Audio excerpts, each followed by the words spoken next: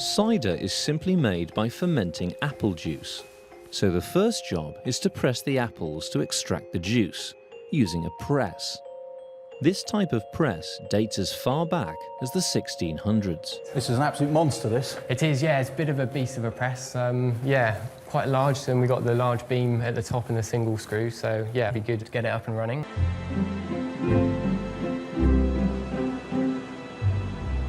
Thwarted in their cider apple quest, Alex and Peter are taking drastic measures.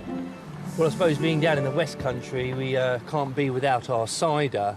And with the woeful harvest from our own orchards, we've had to go out and purchase ourselves a ton of cider apples, and we're just taking them up to the press. So hopefully, come spring, we'll have some fantastic scrumpy of our own. Alex and Peter are taking their apples downriver to a cider press at Cotteal in Cornwall.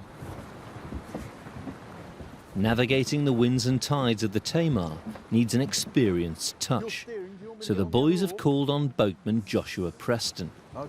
He's been sailing down the Tamar all his life. I suppose the best way to move anything around these very, very steep valleys is via the river. Via the river, exactly, yeah. Up from Plymouth with dock dung, limestone. Yeah. And then produce, of course, from the market gardens up here, straight down to Devonport and Market. Basically, every industry in this valley, from market gardening to mining and farming, was reliant on this river. Yeah, a highway.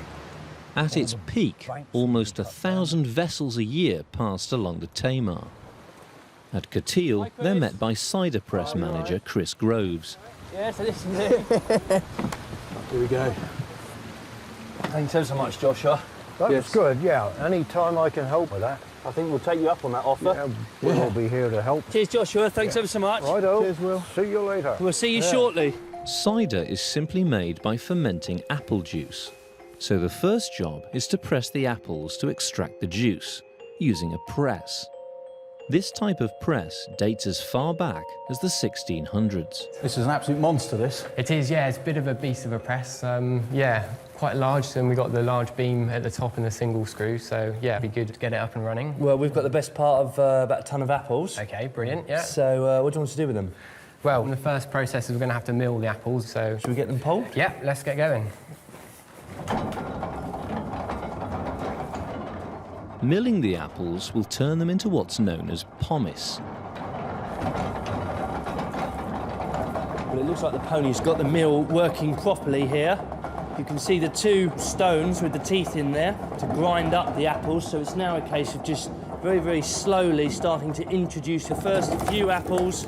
There we are. Just to get the pony used to the sensation of having something to pull against. In Devon, apple pomace is traditionally bound in layers of straw to make a package, or cheese, ready to be pressed. The word cheese originally referred to anything that was wrapped up. And then what we're gradually going to do Okay. is just to build up a layer